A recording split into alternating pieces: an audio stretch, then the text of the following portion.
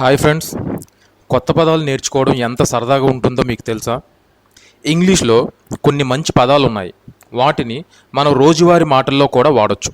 ఈ పదాలు నేర్చుకుంటే ఇంగ్లీష్లో మాట్లాడేటప్పుడు లేదా ఏదైనా చదివేటప్పుడు మీకు చాలా బాగా అర్థమవుతుంది. ఈరోజు మనం అలాంటి 10 ఆసక్తికరమైన పదాల గురించి తెలుసుకుందాం. అవి ఏమిటంటే ఉబిక్విటస్, అన్కన్షైనబుల్, అంక్చుయస్, యూనిఫామ్, అన్రిమిటింగ్, అన్విట్టింగ్, అర్బేన్, యూసరప్, యూటిలిటేరియన్, యుటోపియా. వీటిని సరళమైన తెలుగులో రోజువారీ ఉదాహరణతో మీకు అర్థమయ్యేలా చెప్తాను. ఉబిక్విటస్. మొదటి పదం ఉబిక్విటస్. ఉబిక్విటస్ అంటే ఏదైనా ఒకే సమయంలో చాలా చోట్ల ఉన్నట్లు అనిపించడం. ఏదైనా ఒకే సమయంలో చాలా చోట్ల ఉన్నట్టు అనిపించడం లేదా చాలా సాధారణంగా కనిపించడం. తెలుగులో చెప్పాలంటే అన్ని చోట్ల ఉండేది అని అర్థం. ఈ రోజుల్లో స్మార్ట్ ఫోన్లు చూడండి, బస్సుల్లో, రైల్లో, ఇంట్లో, బయట ఎక్కడ చూసినా కనిపిస్తాయి. వీటినే ఉబిక్విటస్ అంటారు. అంటే బస్సుల్ని, రైల్ని, వాటిని కాదు, అలా కనిపించడాన్ని ఉబిక్విటస్ అంటారు. అంటే అవి ఎక్కడ పడితే అక్కడ ఉన్నాయని చెప్పడం అన్నమాట. నిజానికి ఉబిక్విటస్ అనే పదం లాటిన్ భాషలోని ఉబిక్యూ అనే పదం నుండి వచ్చింది. దీని అర్థం కూడా అన్ని చోట్ల అని. కొన్నిసార్లు ఏదైనా చాలా సాధారణంగా కనిపిస్తే అది అక్షరాల ప్రతి చోట లేకపోయినా మనం సరదాగా అన్ని చోట్ల ఉంది అని అంటాం కదా. ఉబిక్విటస్ కూడా అలానే వాడతారు. ఒకప్పుడు నల్లటి టెలిఫోన్లు ఉండేవి. ఇప్పుడు స్మార్ట్ ఫోన్లు వాటి స్థానాన్ని ఆక్రమించాయి. ఇప్పుడు ఎవరిని చూసినా స్మార్ట్ ఫోన్లతోనే కనిపిస్తున్నారు. కాబట్టి స్మార్ట్ ఫోన్లు ఈ రోజుల్లో చాలా ఉబిక్విటస్గా మారాయి అని చెప్పొచ్చు. అంటే అవి అక్షరాల ప్రతి ఒక్కరి దగ్గర లేకపోయినా చాలా ఎక్కువ మంది దగ్గర ఉన్నాయి మరియు ప్రతి చోట కనిపిస్తాయి అని చెప్పడం. ఉబిక్విటస్ అనే పదాన్ని మనం రోజువారీ సంభాషణలో ఎలా వాడాలో కొన్ని ఉదాహరణలు చూద్దాం. మా ఊర్లో ఇప్పుడంటే చాలా తక్కువ, కానీ ఒకప్పుడు సైకిళ్ళు అన్ని చోట్ల ఉండేవి. అవి నిజంగా ఉబిక్విటస్గా ఉండేవి. In our town there are very few now, but once upon a time bicycles were ubiquitous. They were truly everywhere. మరొక ఉదాహరణ చూద్దాం. ఇంటర్నెట్ కేఫ్లు ఒకప్పుడు ప్రతి వీధిలో కనిపించేవి. అవి నిజంగా ఉబిక్విటస్గా ఉండేవి. ఇంగ్లీష్ వాక్యం, internet cafes used to be seen on every street. They were truly ఉబిక్విటస్. మరొక ఉదాహరణ చూద్దాం. ప్రస్తుతం సోషల్ మీడియా మన జీవితాల్లో చాలా ఉబిక్విటస్ అయిపోయింది. ఇంగ్లీష్ వాక్యం, currently social media has become very ubiquitous in our lives అనే. ఈ పదాన్ని మనం సాధారణంగా వాడే మాటల్లో లేదా కొంచెం ఫార్మల్గా మాట్లాడేటప్పుడు కూడా ఉపయోగించవచ్చు. కొన్నిసార్లు సరదాగా కూడా వాడతారు. మరి దీన్ని ఎక్కడ వాడకూడదు అంటే, ఉబిక్విటస్ అనే పదాన్ని ఎక్కడ పడితే అక్కడ వాడకూడదు. ఇది సాధారణంగా చాలా పెద్ద సంఖ్యలో లేదా విస్తృత ప్రాంతంలో ఉండే వాటికి ఉపయోగిస్తారు. మీరు మీ ఇంట్లో దుమ్ము గురించి ఉబిక్విటస్ అని చెప్పడం కొంచెం అతిశయోక్తిగా ఉంటుంది. ఇంట్లో అంతా దుమ్ము ఉంది అని చెప్తే సరిపోతుంది. ఇక్కడ మనం ఉబిక్విటస్ వాడం. అలాగే మీ పెరట్లో గడ్డి ఉబిక్విటస్గా ఉంది అనడం కంటే మా పెరట్లో అంతా గడ్డి ఉంది అనడం సహజంగా ఉంటుంది. ఇది తప్పు కాకపోయినా అంత సహజంగా ఉండదు. మరి ఏది ఉబిక్విటస్ కాదు అని అంటే, ఉబిక్విటస్ అంటే కేవలం చాలా అని కాదు, అది విస్తృతంగా లేదా చాలా సాధారణంగా కనిపించే వాటిని సూచిస్తుంది. ఉదాహరణకు, మాకు చాలామంది స్నేహితులు ఉన్నారు అని చెప్పేటప్పుడు అక్కడ ఉబిక్విటస్ అనే పదం సరిగ్గా సరిపోదు. మరో విషయం ఏమిటంటే, ఉబిక్విటస్గా ఉన్నది మంచిది లేదా చెడ్డదని చెప్పడానికి లేదు.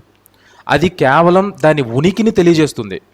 ఉదాహరణకు, ట్రాఫిక్ జాములు ఈ నగరంలో చాలా ఉబిక్విటస్గా ఉన్నాయి అని చెప్పినప్పుడు ట్రాఫిక్ జాములు మంచివి అని కాదు, అవి చాలా సాధారణంగా కనిపిస్తాయి అని అర్థం. నెక్స్ట్ పదం చూద్దాం. అన్కన్షైనబుల్. అన్కన్షైనబుల్ అంటే ఊహించలేనంత అన్యాయంగా లేదా ఆమోదయోగ్యం కానిది ఏదైనా ఉంటే దానిని అలా అంటారు. తెలుగులో చెప్పాలంటే అన్యాయమైన లేదా మనస్సాక్షి లేని అని అర్థం. ఇది మనస్సాక్షికి విరుద్ధంగా ఉండే పని. ఈ పదం తరచుగా చట్టంలో, ముఖ్యంగా చాలా అన్యాయమైన ఒప్పందాల గురించి చెప్పేటప్పుడు ఉపయోగిస్తారు. ఒక వ్యక్తి పేదవాళ్ళ దగ్గర ఎక్కువ డబ్బులు వసూలు చేయడం చాలా అన్యాయం కదా. అలాంటి వాటిని అన్కన్షైనబుల్ అంటారు. అంటే ఒక పని లేదా విషయం చాలా అన్యాయంగా లేదా దుర్మార్గంగా ఉంటుంది. అది చూస్తేనే మనకు షాక్ అనిపిస్తుంది. మరి ఏది అన్కన్షైనబుల్ కాదు అని అంటే, అన్కన్షైనబుల్ అనే పదాన్ని మనం రోజువారీ సంభాషణలో ఎలా వాడాలో కొన్ని ఉదాహరణలు చూద్దాం. ఆ షాప్ అతను ఒక చిన్న వస్తువుకి 1000 రూపాయలు అడుగుతున్నాడు. అది చాలా అన్కన్షైనబుల్ ధర. ఇంగ్లీష్ వాక్యం చూడండి. That shopkeeper is asking for 1000 rupees for a small item. That's a very unconscionable price.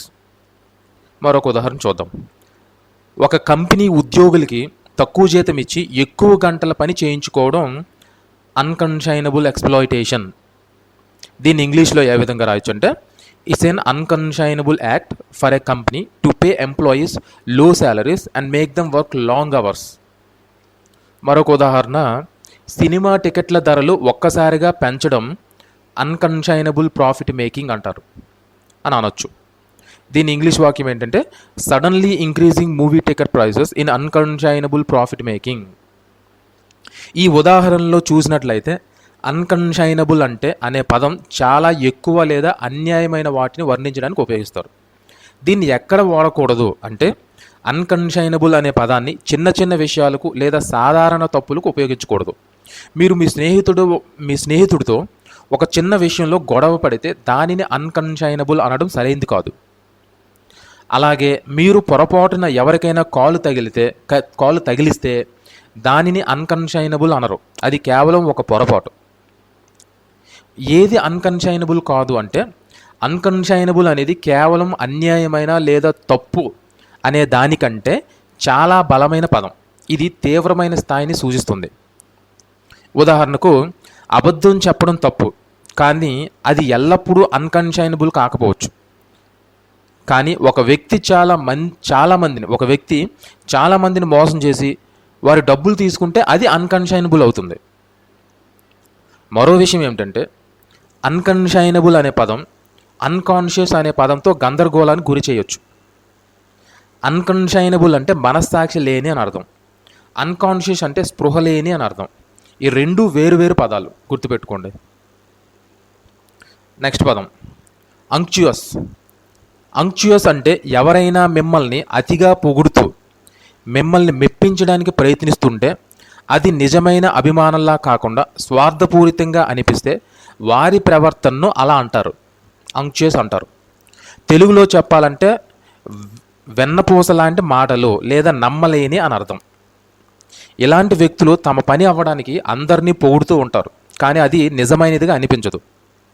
దీన్ని ఎలా వాడాలి అంటే, అంక్చుయస్ అనే పదాన్ని మనం రోజువారీ సంభాషణలో ఎలా వాడాలో కొన్ని ఉదాహరణలు చూద్దాం.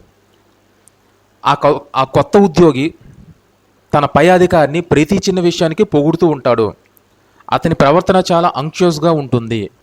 దీన్ని ఇంగ్లీష్లో, that new employee keeps praising his superior for every little thing.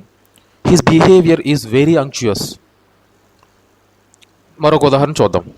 కొంతమంది సేల్స్మెన్లు తమ వస్తువులు అమ్మడానికి చాలా అంక్చుయస్గా మాట్లాడతారు. దీన్ని ఇంగ్లీష్లో, some salesmen speak very unctuously to sell their products. మరొక ఉదాహరణ చూద్దాం. రాజకీయ నాయకులు ఎన్నికల సమయంలో ప్రజలను మెప్పించడానికి అంక్చుయస్ ప్రసంగాలు చేస్తారు. దీన్ని ఇంగ్లీష్లో, politicians make unctuous speeches during elections to please the people. ఈ ఉదాహరణలో చూసినట్లయితే అంక్చుయస్ అనే పదం ఎక్కువగా ఇతరులను మెప్పించడానికి ప్రయత్నించే వారిని వర్ణించడానికి ఉపయోగిస్తారు, కానీ వారి ఉద్దేశం నిజమైనదిగా ఉండదు అక్కడ. దీన్ని ఎక్కడ వాడకూడదు అంటే, అంక్చుయస్ అనే పదాన్ని నిజమైన అభిమానాన్ని లేదా దయను చూపించే వ్యక్తులను వర్ణించడానికి ఉపయోగించకూడదు. మీరు నిజంగా ఒకరి పనిని మెచ్చుకుంటే దాన్ని అంక్చుయస్ అనడం తప్పు. అలాగే ఎవరైనా మర్యాదగా లేదా స్నేహపూర్వకంగా మాట్లాడితే వారిని అంక్చుయస్ అనకూడదు. అంక్చుయస్ అనేది స్నేహంగా లేదా దయగా ఉండటం కాదు, అది స్వార్థపూరితమైన మెప్పుదల. ఒక వ్యక్తి స్నేహంగా మాట్లాడితే అది నిజమైనది కావచ్చు, కానీ అంక్చుయస్గా మాట్లాడితే వారి ఉద్దేశం వేరేగా ఉండొచ్చు. మరో విషయం ఏమిటంటే, అంక్చుయస్గా ఉండే వ్యక్తి అబద్ధాలు చెప్పకపోయినా వారి అతిశయోక్తి మరియు కృత్రిమ ప్రవర్తన వారిని నమ్మడానికి కష్టతరం చేస్తుంది. నెక్స్ట్ పదం చూద్దాం, యూనిఫామ్. యూనిఫామ్ అంటే ఏదైనా ఒకే ఆకారం, రంగు లేదా శైలిలో ఉంటే దానిని అలా అంటారు. తెలుగులో చెప్పాలంటే ఒకేలాంటి లేదా నిర్దిష్టమైన అని అర్థం. ఉదాహరణకు పాఠశాలలో పిల్లలు వేసుకునే దుస్తులు. దీన్ని ఎలా వాడాలి, యూనిఫామ్ని ఎలా వాడాలి? యూనిఫామ్ అనే పదాన్ని మనం రోజువారీ సంభాషణలో ఎలా వాడాలో కొన్ని ఉదాహరణలు చూద్దాం. ఉదాహరణకు సైనికులందరూ యూనిఫామ్లో చాలా క్రమశిక్షణగా కనిపిస్తారు. దీన్ని ఇంగ్లీష్లో all the soldiers look very disciplined in uniform. Next ఉదాహరణ, ఈ గదిలో ఉన్న కుర్చీలన్నీ ఒకేలాంటి డిజైన్లో ఉన్నాయి, అవి చాలా యూనిఫామ్గా ఉన్నాయి. దీన్ని ఇంగ్లీష్లో all the chairs in this room are of the same design, they are very uniform.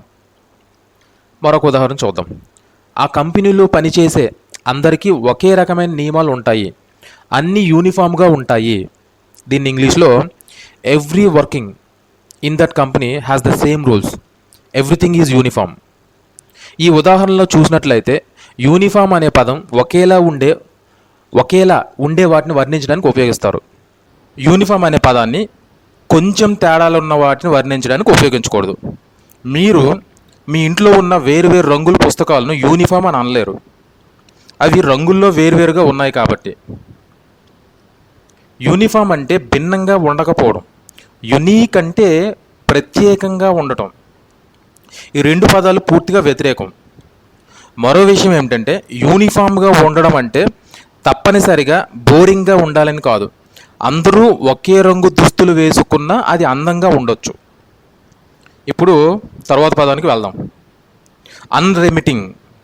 అన్రెమిటింగ్ అంటే ఏదైనా ఆగకుండా, బలహీన పడకుండా కొనసాగితే దాన్ని అలా అంటారు.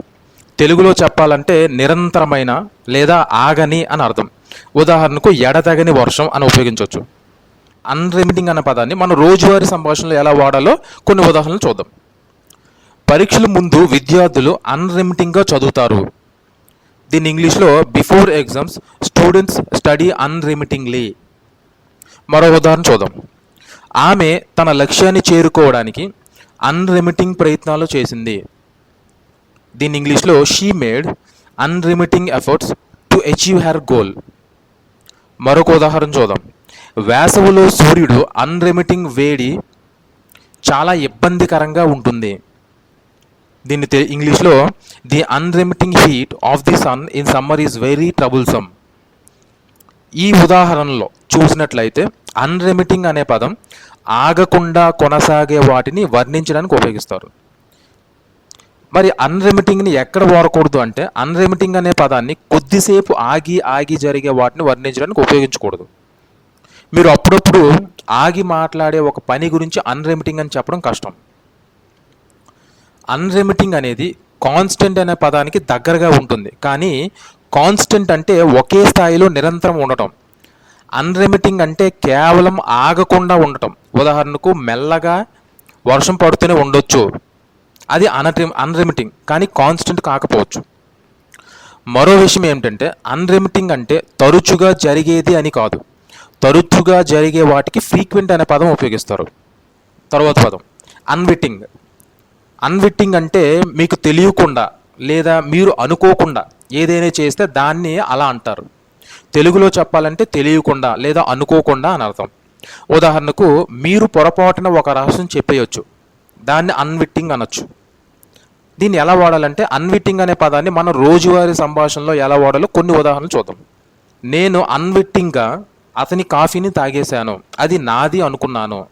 దీన్ని ఇంగ్లీష్లో I unwittingly drank his coffee, I thought it was mine. మరొక ఉదాహరణ చూద్దాం, ఆమె అన్విట్టింగ్గా ఒక తప్పుడు సమాచారం ఇచ్చింది. దీని ఇంగ్లీష్లో షీ అన్విట్టింగ్లీ గేవ్ రాంగ్ ఇన్ఫర్మేషన్. మరొక ఉదాహరణ చూద్దాం, వారు అన్విట్టింగ్గా ఒక ప్రమాదకరమైన పరిస్థితుల్లోకి వెళ్ళిపోయారు.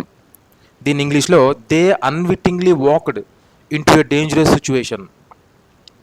ఈ ఉదాహరణలో చూసినట్లయితే అన్విట్టింగ్ అనే పదం తెలియకుండా లేదా అనుకోకుండా చేసిన పనులను వర్ణించడానికి ఉపయోగిస్తారు. అన్విట్టింగ్ని ఎక్కడ వాడకూడదు అంటే అన్విట్టింగ్ అనే పదాన్ని మీరు కావాలని చేసిన పనులను వర్ణించడానికి ఉపయోగించకూడదు.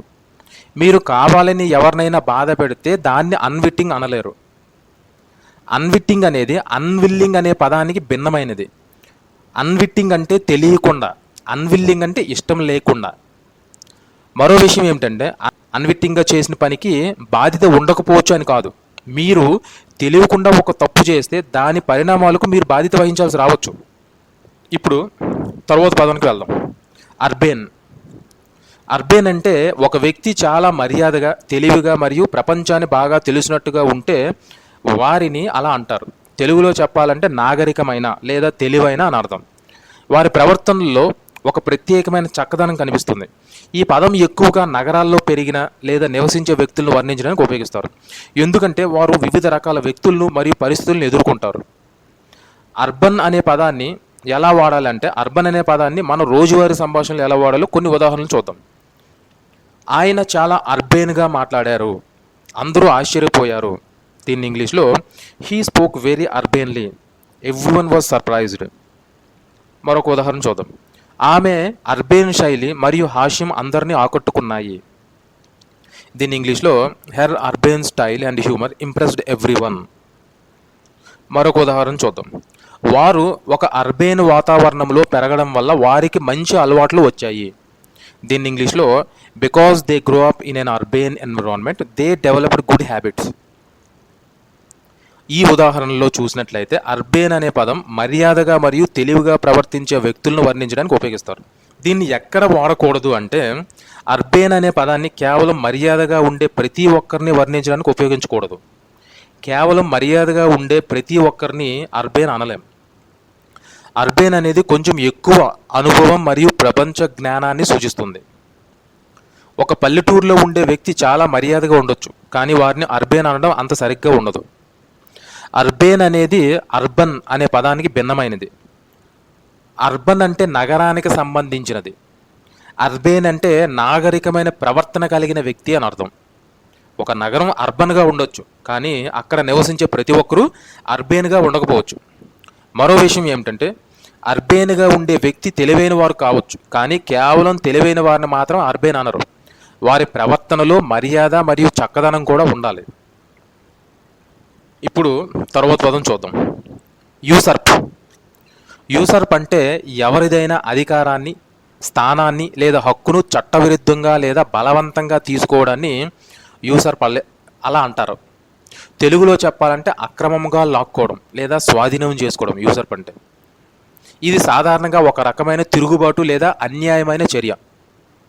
దీన్ని ఎలా వాడాలి అంటే యూసర్ప్ అనే పదాన్ని మన రోజువారీ సంభాషణలు ఎలా వాడాలో కొన్ని ఉదాహరణలు చూద్దాం. ఉదాహరణకు సైన్యం తిరుగుబాటు చేసి ప్రభుత్వాన్ని యూసర్ప్ చేసింది. దీని ఇంగ్లీష్లో the army rebelled and usurped the government. మరొక ఉదాహరణ చూద్దాం.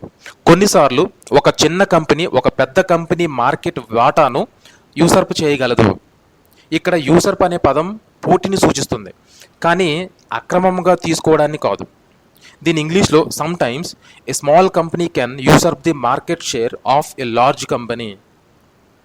మరొక ఉదాహరణ చూద్దాం. ఆ వ్యక్తి తన అన్నయ్య వ్యాపారాన్ని అక్రమంగా యూసర్ప్ చేయడానికి ప్రయత్నించాడు. దీని ఇంగ్లీష్లో that person tried to illegally usurp his elder brother's business. ఈ ఉదాహరణలో చూసినట్లయితే యూసర్ప్ అనే పదం చట్టవిరుద్ధంగా లేదా బలవంతంగా అధికారాన్ని తీసుకోవడాన్ని వర్ణించడానికి ఉపయోగించారు. మరి దీన్ని ఎక్కడ వాడకూడదు అంటే యూసర్ప్ అనే పదాన్ని చట్టబద్ధంగా అధికారం పొందిన వ్యక్తులను వర్ణించడానికి ఉపయోగించకూడదు. ఎన్నికల ద్వారా ఒక కొత్త నాయకుడు ఎన్నికైతే దాన్ని యూసర్ప్ అనరు, అది ప్రజల యొక్క తీర్పు. యూసర్ప్ అంటే అధికారాన్ని లాక్కోవడం, యూజ్ అంటే అధికారాన్ని ఉపయోగించడం. ఈ రెండు పదాల మధ్య చాలా తేడా ఉంది. మరో విషయం ఏమిటంటే యూసర్ప్ అనే పదం ఒప్పించడం లేదా అభ్యర్థించడం ద్వారా అధికారం పొందడాన్ని సూచించదు. ఇది బలవంతంగా లేదా అక్రమంగా తీసుకోవడాన్ని సూచిస్తుంది. తరువాత పదం చూద్దాం. యుటిలిటేరియన్. యుటిలిటేరియన్ అంటే ఏదైనా అందంగా ఉండకపోయినా చాలా ఉపయోగకరంగా ఉంటే దాన్ని అలా అంటారు. తెలుగులో చెప్పాలంటే ఉపయోగకరమైన లేదా ఆచరణాత్మకమైన అని అర్థం. దాని ముఖ్య ఉద్దేశం పని చేయడం, అలంకరణ కాదు. దీన్ని ఎలా వాడాలి? యుటిలిటేరియన్ని ఎలా వాడాలి? యుటిలిటేరియన్ అనే పదాన్ని మనం రోజువారీ సంభాషణలు ఎలా వాడాలో కొన్ని ఉదాహరణలు చూద్దాం. ఉదాహరణకు, ఆయన కొన్న కారు చాలా యుటిలిటేరియన్గా ఉంది, ఎక్కువ ఫీచర్లు లేవు కానీ బాగా నడుస్తుంది. దీన్ని ఇంగ్లీష్లో, the car he bought is very utilitarian, it doesn't have many features but runs well. మరొక ఉదాహరణ చూద్దాం. యుటిలిటేరియన్ ఫర్నిచర్ సాధారణంగా చౌకగా మరియు మన్నికగా ఉంటుంది. దీన్ని ఇంగ్లీష్లో, utilitarian furniture is usually cheap and durable. మరొక ఉదాహరణ చూద్దాం. వారి ఇంటి డిజైన్ చాలా యుటిలిటేరియన్గా ఉంది, ప్రతిదీ దాని పనితీరుపై దృష్టి పెడుతుంది. దీన్ని ఇంగ్లీష్లో, the design of their house is very utilitarian, everything focuses on it's function. ఈ ఉదాహరణల్లో చూసినట్లయితే యుటిలిటేరియన్ అనే పదం ఉపయోగకరంగా ఉండే వాటిని వర్ణించడానికి ఉపయోగిస్తారు. దీన్ని ఎక్కడ వాడకూడదంటే, యుటిలిటేరియన్ అనే పదాన్ని ఎక్కువగా అందంగా ఉండే వాటిపై వర్ణించడానికి ఉపయోగించకూడదు. ఆమె వేసుకున్న ఆభరణాలు చాలా అందంగా ఉన్నాయి, అవి యుటిలిటేరియన్ కాదు. వాటి ముఖ్య ఉద్దేశం అందంగా ఉండటం, ఉపయోగకరంగా ఉండటం కాదు. యుటిలిటేరియన్ అనేది ఆర్నమెంటల్ లేదా డెకరేటివ్ అనే పదాలకు వ్యతిరేకం. ఆర్నమెంటల్ అంటే అలంకరణ కోసం ఉపయోగించేది, యుటిలిటేరియన్ అంటే ఉపయోగం కోసం ఉపయోగించేది. మరో విషయం ఏమిటంటే, యుటిలిటేరియన్గా ఉండటం అంటే తప్పనిసరిగా చౌకగా ఉండాలని కాదు. కొన్నిసార్లు చాలా ఖరీదైన వస్తువులు కూడా చాలా యుటిలిటేరియన్గా ఉండవచ్చు. వాటి ముఖ్య ఉద్దేశం పని చేయడం. చివరి పదం చూద్దాం. యుటోపియా. యుటోపియా అనేది ఒక ఊహాజనితమైన ప్రదేశం లేదా పరిస్థితి. అక్కడ అంతా పరిపూర్ణంగా ఉంటుంది, ఎలాంటి సమస్యలు బాధలు ఉండవు అనే ఒక ఆలోచన. ఇది కేవలం ఒక కళ లాంటిది. తెలుగులో చెప్పాలంటే ఆదర్శ లోకం లేదా కలల రాజ్యం అని అర్థం. దీన్ని ఎలా వాడాలంటే, యుటోపియా అనే పదాన్ని మనం రోజువారీ సంభాషణలో ఎలా వాడాలో కొన్ని సందర్భాలు చూద్దాం. ఉదాహరణకు, ప్రతి ఒక్కరూ సంతోషంగా ఉండే ఒక యుటోపియా గురించి నేను కలలు కంటున్నాను. దీన్ని ఇంగ్లీష్లో, I dream of a utopia where everyone is happy. మరొక ఉదాహరణ చూద్దాం. వారు ఒక యుటోపియా సమాజాన్ని నిర్మించడానికి ప్రయత్నిస్తున్నారు. దీన్ని ఇంగ్లీష్లో, they are trying to build a utopia. మరొక ఉదాహరణ చూద్దాం. కొన్నిసార్లు మనం చదివే పుస్తకాల్లో ఒక యుటోపియా ప్రపంచం గురించి ఉంటుంది. దీన్ని ఇంగ్లీష్లో, sometimes the books we read are about a utopia. ఈ ఉదాహరణలో చూసినట్లయితే యుటోపియా అనే పదం పరిపూర్ణమైన మరియు ఆదర్శవంతమైన ప్రదేశాన్ని లేదా పరిస్థితిని వర్ణించడానికి ఉపయోగిస్తారు. యుటోపియా అనే పదాన్ని ఎక్కడ వాడకూడదంటే, యుటోపియా అనే పదాన్ని నిజమైన ప్రదేశాలను లేదా పరిస్థితులను వర్ణించడానికి ఉపయోగించకూడదు. ఎందుకంటే నిజ జీవితంలో ఎప్పుడూ పరిపూర్ణత ఉండదు. మా ఊరు చాలా బాగుంటుంది, కానీ అది యుటోపియా కాదు. ఇది ఏమి కాదు అంటే, యుటోపియా దేన్ని కాదు అంటారంటే, యుటోపియా అనేది కేవలం సంతోషకరమైన ప్రదేశం కాదు, అది అన్ని విధాల పరిపూర్ణమైన ప్రదేశం అయి ఉండాలి. మరో విషయం ఏమిటంటే, యుటోపియా అనేది డిస్టోపియా అనే పదానికి వ్యతిరేకం.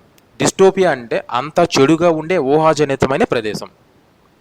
సో ఈ వీడియోలో మనం 10 ముఖ్యమైన వొకాబులరీని నేర్చుకున్నామండి. ఇవి చాలా ఉపయోగపడతాయి, ఏపీ హైకోర్టు ఇంగ్లీష్ ఎగ్జామ్కి చాలా ఉపయోగపడతాయి. సో ఈ విధంగానే వీలైనంత త్వరగా వీడియోస్ చేస్తూ ఉంటాను. సబ్స్క్రైబ్ అవ్వండి, సులభంగా నేర్చుకోండి. అదేవిధంగా కంటిన్యూ చేద్దాం. మనం ఈరోజు నేర్చుకున్న 10 ఆంగ్ల పదాలు ఏమిటో ఒకసారి గుర్తు చేసుకుందాం. ఉబిక్విటస్ అంటే అన్ని చోట్ల ఉండేది.